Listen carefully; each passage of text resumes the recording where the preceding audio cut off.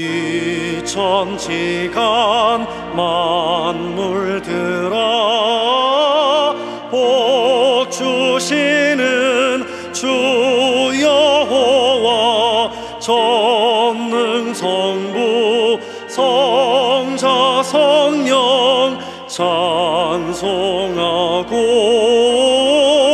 찬송하세.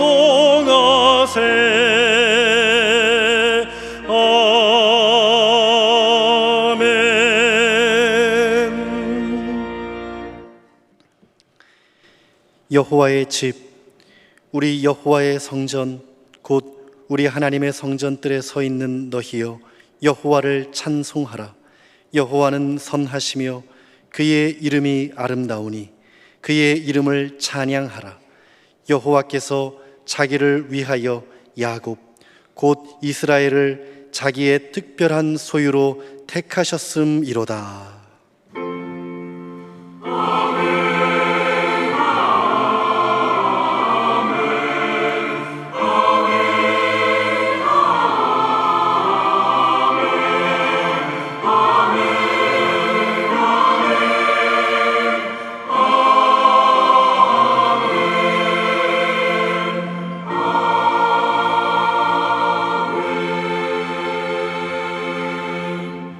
하나님께서 우리에게 주시는 구약의 말씀은 창세기 43장 8절에서 10절 말씀입니다.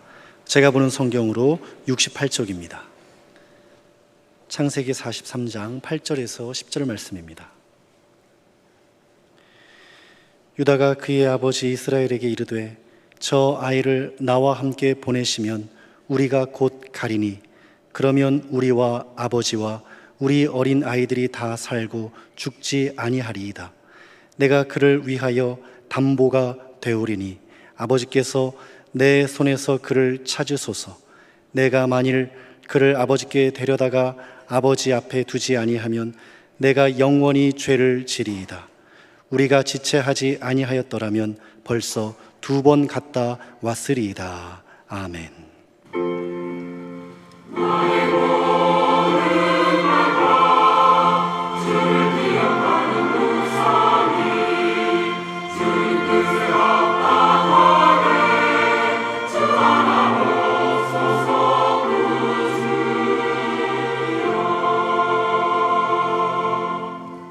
하나님께서 우리에게 주시는 신약의 말씀은 고린도전서 5장 7절과 8절 말씀입니다. 제가 보는 성경으로 267쪽입니다. 고린도전서 5장 7절과 8절 말씀입니다. 너희는 누룩 없는 자인데 새 덩어리가 되기 위하여 묵은 누룩을 내버리라. 우리의 유월절 양 곧 그리스도께서 희생되셨느니라. 이러므로 우리가 명절을 지키되 묵은 누룩으로도 말고 악하고 악에 찬 누룩으로도 말고 누룩이 없이 오직 순전함과 진실함의 떡으로 하자.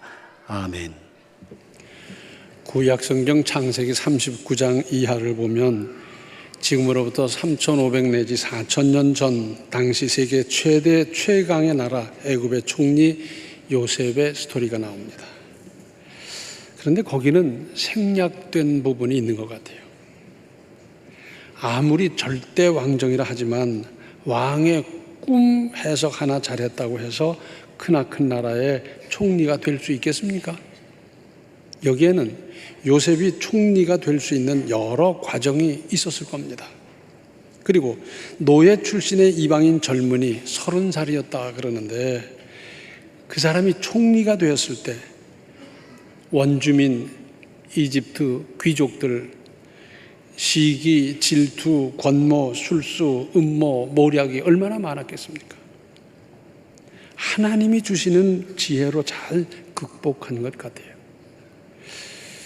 그러면서 갈수록 바로 왕의 신임을 더 받고 관료 조직을 하나님 주시는 지혜와 실력으로 장악해 갔을 것 같습니다. 요셉이 해석했던 대로 총리가 된 후 7년 동안 태풍이 들었어요. 그래서 곡물을 성읍별로 쌓아 저장하게 했는데 쌓아둔 곡식이 바다 모래같이 심이 많아서 세일 수가 없었다 그럽니다. 이어서 흉년이 계속됩니다. 그래서 그 저장했던 곡식을 애굽 백성이나 이웃 나라에 팔았어요. 이건 고고학적으로 증명된 사실입니다. 큰 풍년과 큰 흉년이 이어졌던 것. 그런데 그 소식을 들은 이웃 나라에서 양식을 사려고 몰려옵니다. 지금으로 말하자면 남쪽에서는 수단에서, 그리고 서쪽에서는 리비아에서, 동쪽에서는 가나안, 팔레스타인 그쪽에서 이제 몰려왔습니다. 그때의 이야기입니다. 야곱, 가나안에 살고 있던 야곱과 그 가족인들 그 흉년을 피할 수 있었겠습니까? 버텨보느라고 버텨보다가 도저히 안 되기에 야곱이 그 아들들을 불렀습니다. 너희들은 사람 얼굴만 쳐다보고 있으면 어떡하냐? 저 애굽에서는 곡식을 판다는데 거기 가서 곡식을 좀 사오느라. 예. 그런데 야곱은 요셉이라고 하는 아끼던 아들을 잃은 이후 막내 베냐민을 특별히 사랑했어요. 그래서 베냐민이 잘못되면 안 되겠다 해서 그 막내는 집에 두고 10사람만 애굽으로 갔어요. 곡식을 사러 갔는데 당시 애굽의 총리였던 요셉은 위의를 갖추고 호위병이 따를 것이고 그러면서 이제 그 순시를 하는 중에 옷차림이 좀 이상한 사람들이 보여서 가만히 보니까 가만히 있자. 10명이에요. 보니까 자기 형들입니다. 깜짝 놀랐어요. 그러면서 요셉이 문득 생각하는 거예요. 그 전에 내가 꿈을 꿨을 때 내 볕단을 향해서 10볕단이 절을 하는 꿈을 꿨는데 하는 그 생각이 나는 거예요. 그 애굽의 총리가 이제 나타나니까 전부 다 무릎을 꿇고 절을 하고 그러는데 이 사람들이 뭐 총리의 얼굴을 정확히 보기나 했겠어요? 알아보지 못하는 거죠. 그런데 요셉이 이들을 불러서 하는 말이 너희는 어디서 왔느냐? 예, 저 팔레스타인 가나안 땅에서 왔습니다. 왜 왔느냐? 양식을 사러 왔습니다. 그래, 내가 보니 정탐꾼들이야. 너희들은 아닙니다. 우리가 왜 정탐꾼입니까? 우리는 양식을 사러 왔습니다. 그리고 우리는요, 이 10명이 다 형제입니다. 한 아버지의 형제들입니다. 원래 12이었는데 하나는 없어졌고 막내는 아버지가 이제 가지 못하게 해서 데리고 있고요. 우리 10명이 양식을 사러 왔지 우리가 정탐꾼이 아닙니다. 무슨 말씀입니까? 아니야, 너희들은 틀림없이 정탐꾼이야.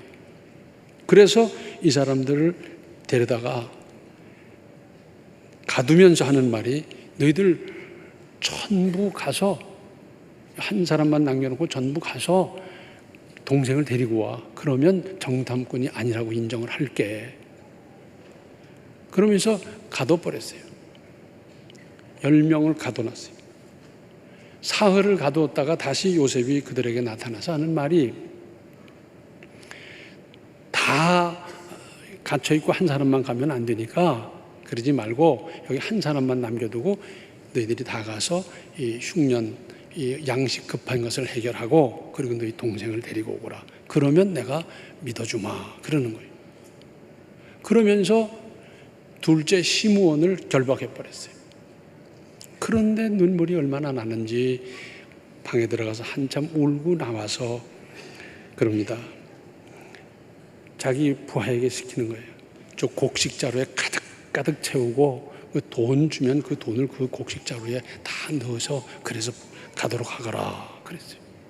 그래서 시므온은 갇혀 있고 나머지 9이 집으로 돌아가는데 가다가 여관에서 짐승들에게 이제 먹이를 주려고 뜯어보다 보니까 거기 곡식자루에 돈이 그대로 들어있는 겁니다. 이게 도대체 어떻게 된 일인가? 벌벌 떨면서 어쩔 줄 모르고 어떻게 할 길이 없고 그리고는 돌아갔어요. 가서 아버지 야곱에게 보고합니다. 이만저만 했습니다. 이러했습니다. 우리를 정탐꾼이라고 그러는데 이제 우리 동생을 데려가면 정탐꾼이 아니라고 합니다. 동생 얘기는 왜 했느냐? 아니 그분이 묻기를 너희 아버지가 안녕하시냐? 동생도 있느냐? 이렇게 물으니 어떡합니까? 저희들이 그렇게 대답했는데 동생을 데려가야 우리가 양식을 또 구해올 것 같습니다. 그래도 야곱이 하는 말이, 자, 요셉도 잃어버려, 시므온도 잃어버려, 이제 이 베냐민마저 사랑하는 막내 아들마저 데리고 간다면 어쩌란 말이냐? 안 된다. 그랬더니 마지인 르벤이 하는 말이, 내가 가서 꼭 갔다가 데려오겠습니다. 만약에 못 데려오면 내 아들들을 죽이십시오. 말이 됩니까? 안 되는 거죠. 못 간다는 겁니다. 그런데 가지고 갔던 양식이 다 떨어지니까 그 다음에 굶어 죽게 생긴 거죠. 그래서 야곱이 다시 아들들을 불러서 너희들이 가서 양식을 좀 사오너라 했어요. 그런데 아버님, 쟤를 데리고 가지 않으면 안 됩니다. 그러니 어떻게 하면 좋습니까? 데려가도록 허락해 주십시오. 그러면서 그때 유다가 한 말이 오늘 본문에 나오는데, 내가 그를 위하여 담보가 되오리니 아버지께서 내 손에서 그를 찾으소서. 이 말은 무슨 말이냐면, 만약에 베냐민이 못 돌아오게 되는 날이라면 내가 종이 되고 노예가 돼서라도 그 아이가 돌아오도록 하겠습니다. 그러니 허락해 주십시오. 어떡합니까? 굶어 죽게 생겼으니까 그럼 아이를 데리고 가라. 그 대신에 예물을 잘 갖춰서 그분한테 잘 이제 드려라. 그러고 갔어요. 가서 요셉을 만났습니다.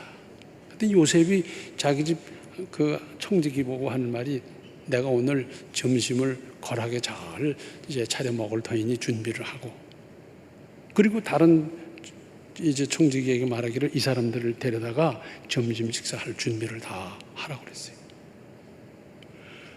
근데 이제 인도를 받으면서 가는데 겁이 덜컥 나는 거예요. 도둑이 제 발이 저린 거거든. 제 발이 저린 거예요. 그래서 지난번에 우리 양식 안에 돈이 그대로 들어있었는데 그것 때문에 우리를 잡아가지고 가서, 그리고는 우리를 이제 뭐 종을 삼든지 나귀도 다 빼앗고 이렇게 할지도 모르겠다. 뭐 벌벌벌벌 떠는 거예요.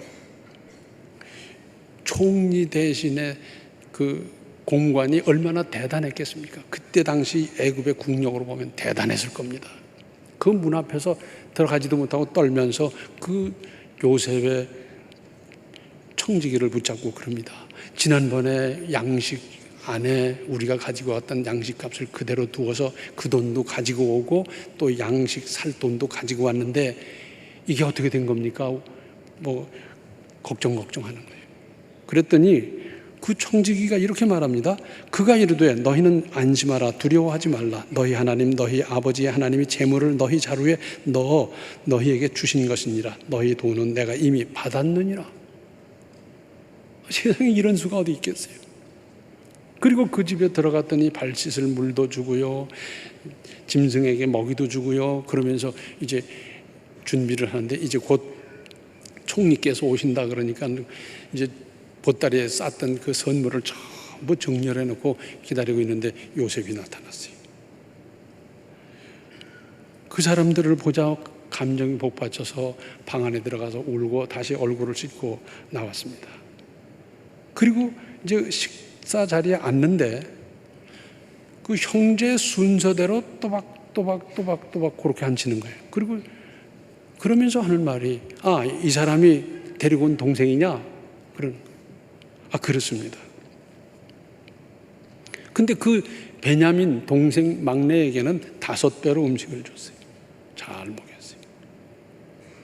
그리고는 그 다음에 또 그 총지기한테 일렀습니다. 이 곡식을 가득 채워주고, 그리고 내가 잘 쓰는 이 은잔을 좀 막내, 저 사람 알지? 저 사람 그 곡식 자루에다 넣어놔. 그리고는 그 이튿날 아침에 떠나갔어요. 그리고 다시 종을 불러서 빨리 가서 그 사람들한테 야단쳐라. 어떻게 은혜를 원수로 갚느냐. 그러면서 이제 뒤져가지고 그 은잔을 밝히고, 그리고 그 사람들을 데려오너라. 굴에 추격해가지고 그 사람들을 만났습니다. 너희가 어떻게 은혜를 원수로 갚느냐. 우리 총리께서 그렇게 잘 쓰시는 애용하시는 그 은잔을 너희들이 훔쳐갔지. 무슨 말씀입니까? 우리가 왜 그런 걸 훔쳐갑니까? 우리는 그런 사람 아닙니다. 그래, 그럼 한번 보자. 그래서 르벤으로 시므온으로 그 보따리를 쫙 불러보는데 마지막 베냐민 보따리, 베냐민 곡식자로 해서 그 은잔이 딱 나왔습니다. 뭐 변명의 여지가 있습니까? 자기들은 안 가져갔다 그랬는데 거기서 총리의 은잔이 나왔으니 이제 뭐 무슨 변명의 여지도 없어요. 그래서 우린 다 종이 되겠습니다. 종이 되겠습니다. 그래서 보따리를 다시 싸가지고 애굽 요셉에게로 돌아갔어요. 요셉이 만나가지고 이 사람들을 불효령을 내리는 겁니다. 내가 그런 건 모를 줄 알았어? 막 야단을 치는데 뭐 변명의 여지가 어디 있어야죠. 그러니 하는 말이, 유다가 하는 말입니다. 우리 전부 다 종 삼으십시오. 그랬더니 이렇게 말합니다. 아니, 그럴 필요 없고 그 은잔이 나온 그 사람만 종으로 삼고 너희들은 가. 그러는 거예요. 그러면서 또 묻는 말이, 너희 아버지가 잘 계시냐, 뭐 연로하시냐, 지금 연세가 얼마가 되셨냐, 뭐 그런 걸 또 묻는 거예요. 그런데 유다가 하는 말이, 우리 아버지는 연세가 높고요, 그리고 얘는 극진히 사랑합니다. 그 위에 아들이, 사랑하던 아들이 없어진 이후로 이 아이는 아주 아끼고 사랑해서 지난번에도 안 데리고 왔는데 이번에 저희들이 얘를 데리고 와야 믿어준다고 해서 데리고 왔습니다. 그때 제가 아버지께 약속한 것이 있습니다. 이 아이를 보내주십시오. 그리고 나를 종삼아 주십시오. 간청을 하는 겁니다. 이 유다의 간청을 들은 요셉은 그때 감정을 억제치 못해서 이집트 사람, 애굽 사람 다 내보내고 울면서 하는 말이, 내가 요셉입니다. 이게 무슨 말인지 지금 들리지도 않고 경황도 없어요. 내가 요셉입니다. 그러면서 베냐민을 끌어안고 엉엉 울고 형제를 끌어안고 엉엉 울면서 하는 말이, 당신들이 나를 이곳에 팔았다고 해서 근심하지 마소서, 한탄하지 마소서. 하나님이 생명을 구원하시려고 나를 당신들보다 먼저 보내셨나이다. 이런저런 이야기를 듣고 나서야, 야, 이 사람이 요셉이구나. 깜짝 놀랐어요. 그랬더니 요셉이 하는 말이, 지금 흉년이 지금 7년을 갈 터인데 지금 2년밖에 안 지났습니다. 앞으로 5년 동안 어떻게 살 겁니까? 그러니까 부지런히 가서 아버지와 가족들을 다 모시고 오십시오. 내가 잘 살도록 해드리겠습니다. 그러면서 이제 뭐 수레를 보내고 선물을 보내고 잔뜩 보냈어요. 이 사람들이 와서 아버지 야곱에게 전부 보고를 하는데 요셉이 살아 있습니다. 그 요셉이 애굽의 총리 대신이 돼가지고 이렇게 살고 우리가 이런 대접을 받았고 뭐 하면서 설명을 하는데 믿어지질 않는 거예요. 그런데 그 요셉이 보낸, 자기를 모셔오라고 보낸 수레를 보면서 그때서야 이게 정말이구나, 이게 생시구나. 내가 꼭 가서 그 얼굴 한번 보면 죽어도 원이 없겠다, 아마 그랬을 거예요. 그래서 그 가족들이 전부 애굽으로 왔고 고센 땅에서 살고, 그리고 그 후로 430년 동안 이스라엘 백성들이 살게 된 겁니다. 그런데 여기서 우리가 생각할 것은, 요셉은 왜 장난 같은 일을 했겠느냐 하는 겁니다. 17살에서 팔렸고, 그리고 30살에 총리가 됐고 2년이 지났다 그러면 이제 한 15년 정도 됐는데, 그동안 나이도 먹고 인생도 제법 살아오면서 동생을 없애버리려다가 팔아먹은 사람들이 얼마나 변했는지 테스트한 겁니다. 하나님께서는 우리의 믿음을 테스트하십니다. 이만큼 믿었는데, 연조가 이만큼 됐으니까, 이러저러한 신앙 체험도 했으니까 믿음이 그동안 얼마나 성장하고 성숙했는지 보고 싶어 하십니다. 요셉도 자기 형들이 그동안 어떻게 성숙했는지 변했는지 그때나 지금이나 내내 동생이나 팔아먹고 그딴 짓이나 하고 있는지 그걸 봤어요. 그런데 유다가 자기를 희생하는 결연한 태도를 보고서 비로소 자기를 밝혔습니다. 언뜻 생각하면 만나자마자 그때 그냥 요셉이 자기가 어떤 분이라고 누구라고 밝혔으면 좋을 것 같은데 그렇게 안 하고요. 테스트한 거예요. 우리가 자식을 길러보다 보면 무슨 얘기 그때 툭 하는 말을 들으면서 아이고 제가 벌써 저렇게 자랐네. 저런 생각까지 하고 있네. 아이고 컸다. 맨날 나는 그저 어리기만 하게 보았는데 제가 그만큼 생각이 깊어졌네. 고등학생이 되더니 제가 생각하는 게 이렇게 달라지고 기특합니다. 우리 하나님께서도 우리에게 문제를 던져주십니다. 이 문제를 내가 믿음으로 어떻게 풀어가느냐 보고 싶어 하셔요. 그래서 그걸 믿음으로 잘 풀면 옳거니 그 믿음이 그만큼 자랐구나. 인격이 그만큼 자랐구나. 하나님 법좋게 하십니다. 그런가 하면 이걸 제대로 그냥 잘못해서 시험 들고 문제를 일으키고 그러면 아이고 저 믿음은 언제 자랄까?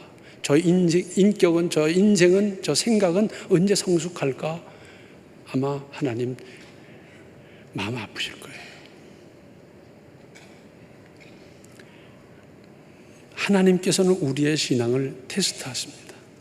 그때마다 믿음으로 승리하시기 바랍니다. 그리고 하나님은 희생을 기뻐하십니다. 희생한다고 하는 것은 목숨을 버리는 것만이 아닙니다. 시간을 내서 그리고 노력을 해서 물질로 또 나눌 때 양보도 하고 무슨 자기 어떤 위치를 가지고 그냥 뭐 흔들어대는 것 아니거라 좀 뒤로 빠지기도 하고 이게 다 희생 아닙니까? 유다는 요셉이 팔려갈 때 이렇게 했더랬어요. 요셉을 아버지가 편애하고 걔만 잘해주는 것 같으니까 이 형들이 요셉을 죽여버리자 그랬어요.